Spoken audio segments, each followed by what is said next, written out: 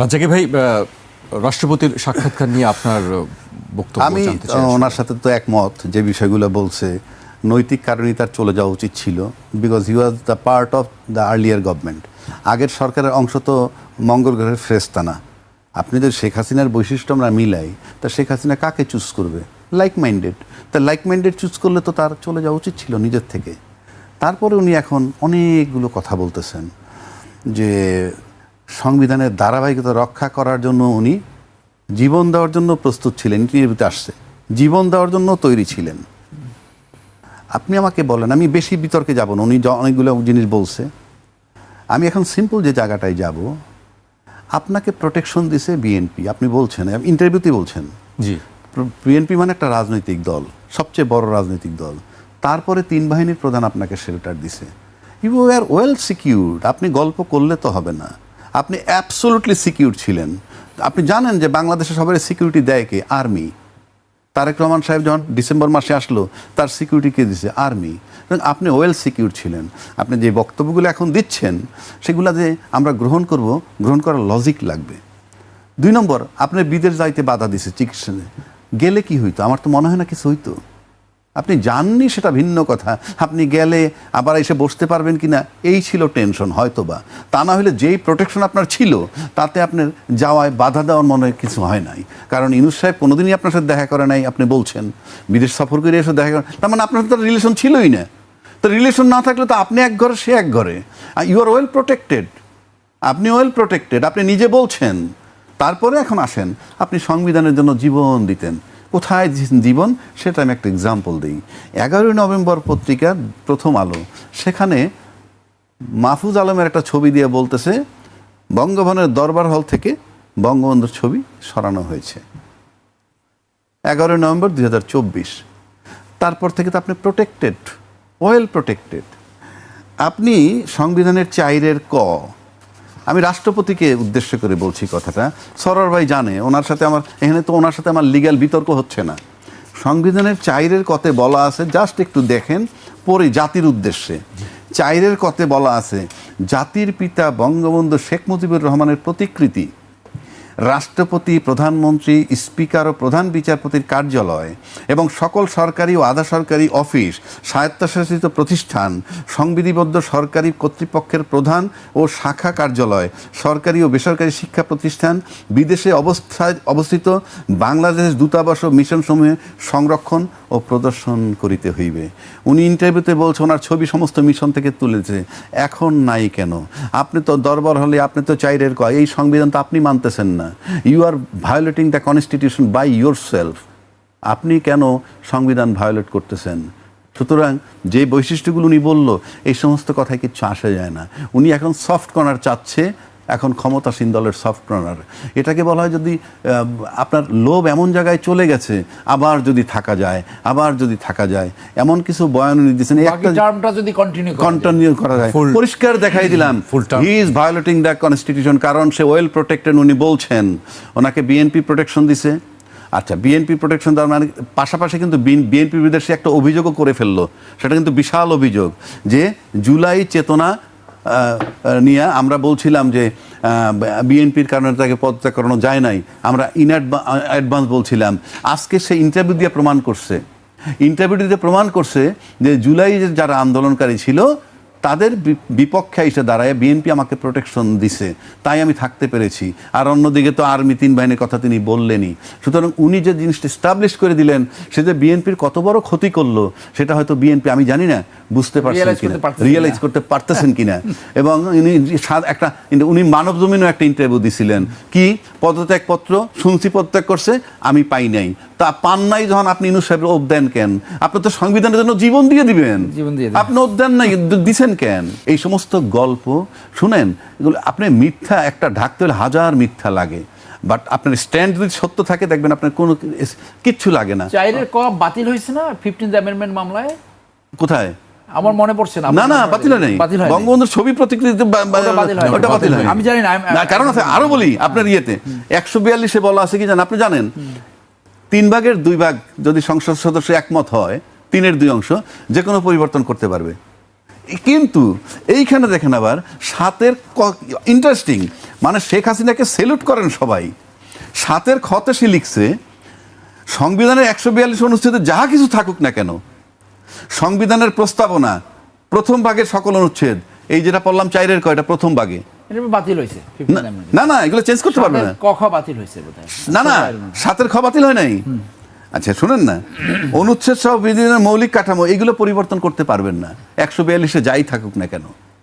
তার মানে আপনার এই ছবি আপনার ঝুলাইতে, আপনি যে ঝুলান নাই এটার জন্য আপনি নিজেই সংবিধান ভায়োলেট করছেন। আবার মানব জমিনে বলছিলেন উনি যে পদত্যাগ করছে কিনা আমি শুনছি, কিন্তু আমার কাছে কোনো ডকুমেন্টস নাই যখন, তাহলে আপনি প্রেসিডেন্ট কিভাবে মানলেন? আপনি এই সরকার রোধ দিলেন কিভাবে? আপনি তো পুরা সংবিধান ভায়োলেশন সব আপনি করছেন ঘরে বসে বসে একা একা।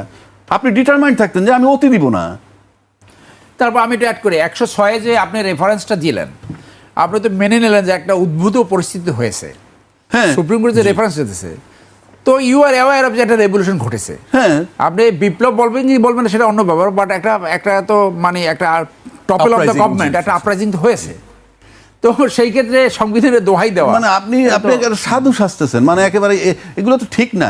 এই যে ইনকনসিস্টেন্সি, এটা হলো যে if you are not transparent, আপনি যদি ট্রান্সপারেন্ট না থাকেন এক সময় এক পদের কথা বলবেন, এবং আপনি আপনার কর্মকাণ্ড জানেন যে ইউ আর নট সেফ, সুতরাং ওনার সেফলি কীভাবে থাকবেন সেই চিন্তা করতেছে, এই জন্য এত কিছু বলা।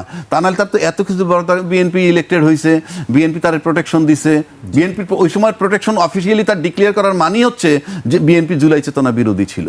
আপনি জিনিসটা বুঝছেন যে কত বড় ক্ষতিটা করে গেছে বিএনপির, অথচ আমরা মনে করি বিএনপির পক্ষে বলছে। যেমন কিছুদিন আগে, মানে আমার ভালো লাগে না, মানে কে যে কি করে, আপনি যদি ক্লিন না হন না, আপনি দেখবেন অপরাধীর চিহ্ন থেকে যায় কোথাও না কোথাও। আপনার বক্তব্যে ক্লিয়ার চিত্র। আপনি এই দুইটা ইন্টারভিউ দিয়েছেন, মানব জমিনে একটা, কালের কণ্ঠ একটা, এটা কিন্তু ঐতিহাসিক হয়ে থাকবে বাংলাদেশের ইতিহাসে। এইটার উপরে বহু কিছু হবে, এবং কখনো যদি কোনো অ্যাডভার্স গভর্নমেন্ট আসে, তাইলে পরে এই যে ভায়োলেশন অফ দিস কনস্টিটিউশন সবাই ঝুলবেন। এবং এই জন্য কেন ঝুলবেন, আপনি যদি মনে করে দেখেন, শেখ হাসিনা 21 বছর পরে দেশে আইসা ক্ষমতায় আসলো, 21 বছর পর আইসা কিন্তু সে বঙ্গবন্ধু হত্যার বিচার করছে, যুদ্ধাপরাধের বিচার করছে। আজকে যেভাবে সংবিধান এত কঠিনভাবে প্রোটেক্টেড, যে আপনি যদি গণভোটের আলোকে সংস্কারে না যান, আপনি এই সংবিধানে ঢুকতেই পারবেন না। ঢুকতে পারবেন অনৈতিকভাবে, বেআইনিভাবে, গায়ের জোরে, আইনি কোনো কায়দা নাই, আপনি দেখবেন তো।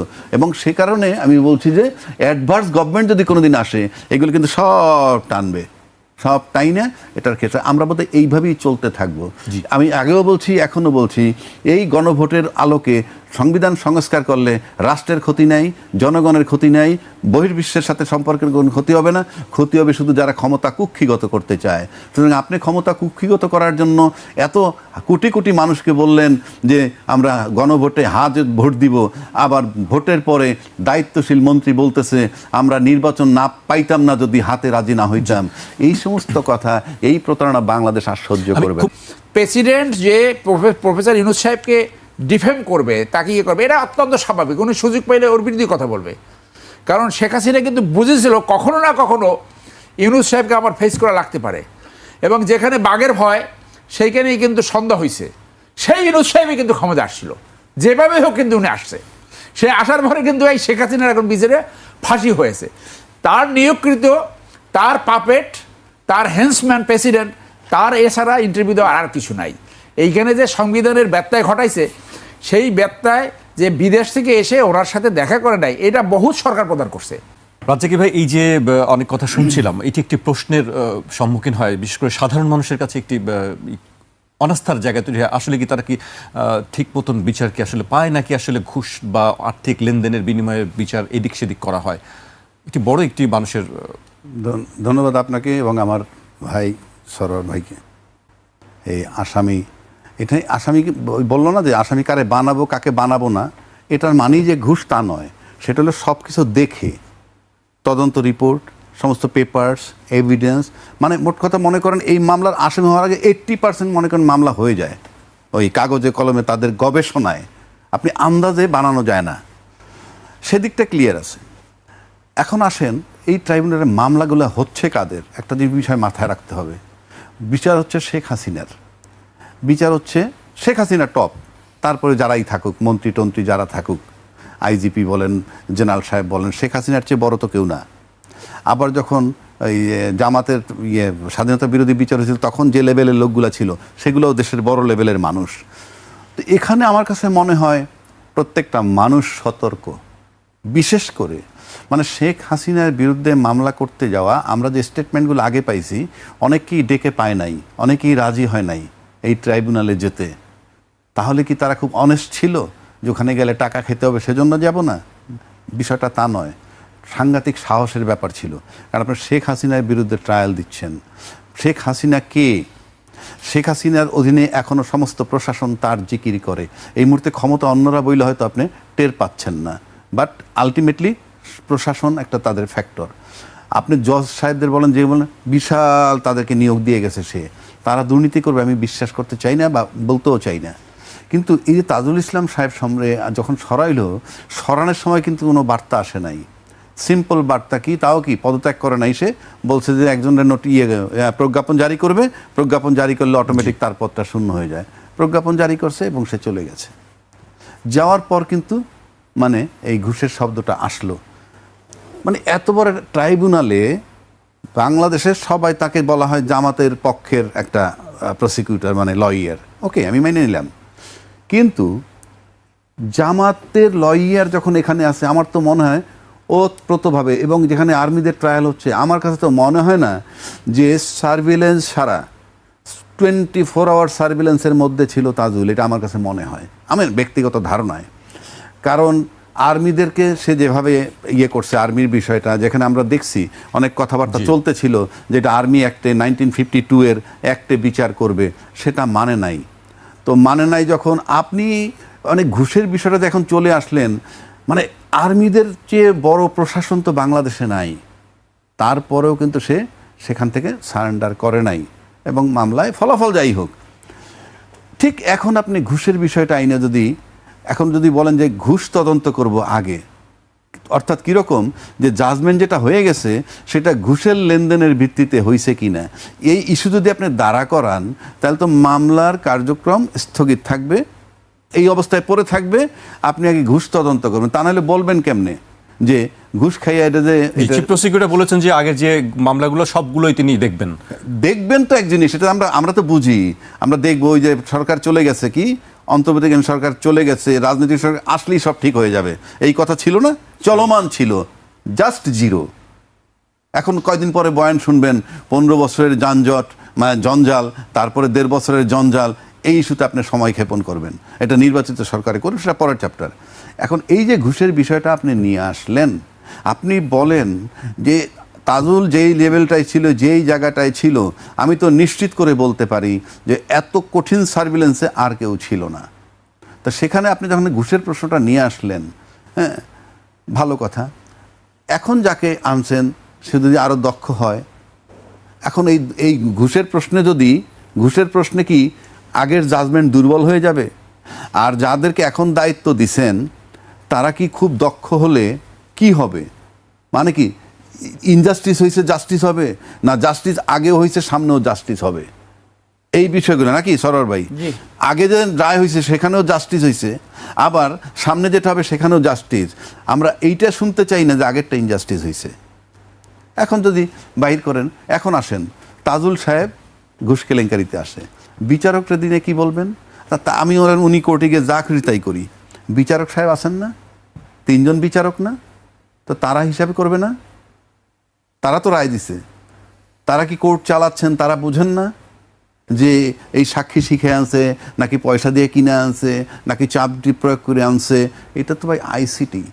যাই হোক, আমি সরবের মতো আশা করতে চাই বিচার সামনের দিকে যেতে থাকুক, এবং সবচেয়ে বড় কথা হলো 1400 লোক মারা গেছে, না 1000 লোক মারা গেছে, হট এভার ইট ইজ, 50,000 আহত হয়েছে, এবং এতে কোনো সন্দেহ নাই, কোনো ডাউট নাই।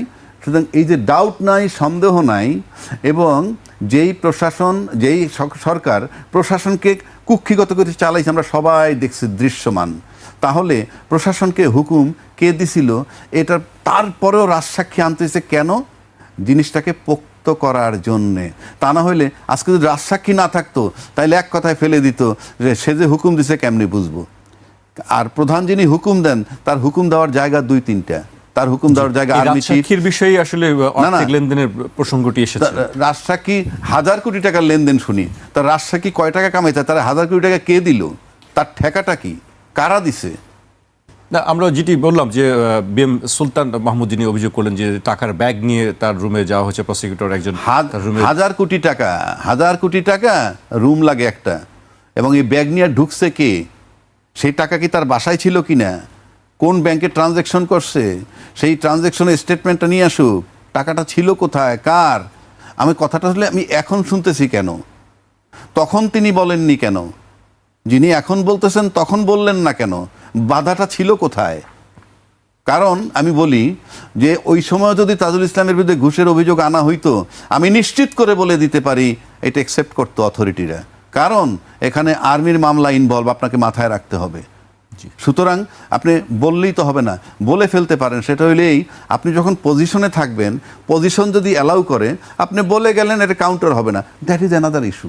তা নাহলে আমি জানি যে উনি যেমন আর্মিতে ছিলেন এবং উনি মামলা করতে গেছেন, নৈতিক কারণে উনি মামলাটা ছেড়ে দিয়েছেন, কি যে উনি দেখছেন যে এর ভিতরে একজন আসামি আছে যে তাকে ইয়ে করতে চেয়েছিল। আমি শুনে আমি সাথে স্যালুট করছি যে না, নাইস ম্যান, কারণ তার ভিতরে একটা কিঞ্চিত দুর্বলতা হইতে পারে, ক্রোধ হইলেও হইতে পারে, আমি করব না। কিন্তু এই যে কেলেঙ্কারিটা আপনি বললেন, বস্তা বেড়ে টাকা নিতে দেখছে, 1 নম্বর গেছে বস্তার ভিতরে টাকা ছিল, সেটাই বা আপনি নিশ্চিত কিভাবে? কতগুলা বিষয় আছে। আর এই যে টাকা নিয়ে গেল, আপনি তখন বললেন না কেন, বাধাটা ছিল কোথায়? আমার তো মনে হয় না যে তাজুল ইসলামের বিরুদ্ধে যদি কেউ দাঁড়াইতো, প্রসিকিউশনের লোক হোক আর XYZ, তাকে প্রশাসনিক সহযোগিতাই সে পাইতো, আর্মির সহযোগিতাই সে পাইতো, যে পেয়েছি, যে কারণে আর্মির সাথে তার একটা বিরাট লড়াই চলতেছিল। সুতরাং আমার কাছে মনে হয় আপনি তাজুলকে সরাবেন, সেটা মেন ভিন্ন কথা। কারণ আমি বলি, একটা সরকার আসলে সাধারণত বদল করে, আর এই সরকার কেন বদল করে যদি বলি, আমি প্রাথমিকভাবে একটা কথাই বলতে পারি, সেটা হলো তাজুল ইসলামের যে অধ্যায়টা ছিল, সে যতক্ষণ পর্যন্ত একটা রায় করাইছে, এখন যদি তাজুলের কন্টিনিউশনটা চলতে থাকে এই সরকারের সময়, এবং আরও যদি মামলার রায় হতে থাকে, তাইলে পরে ওই যে আগের যেটা ছিল সেটার দায়ও এই সরকারের উপরে বর্তাবে। এখন তাকে সরাই দিলে এই সরকারের প্রথম বেনিফিট হইলে আমি মনে করি যে তাজুল যে পোর্শনটা করছে ওটার দায় আমাদের নয়, এটা আমার কাছে মনে হয়।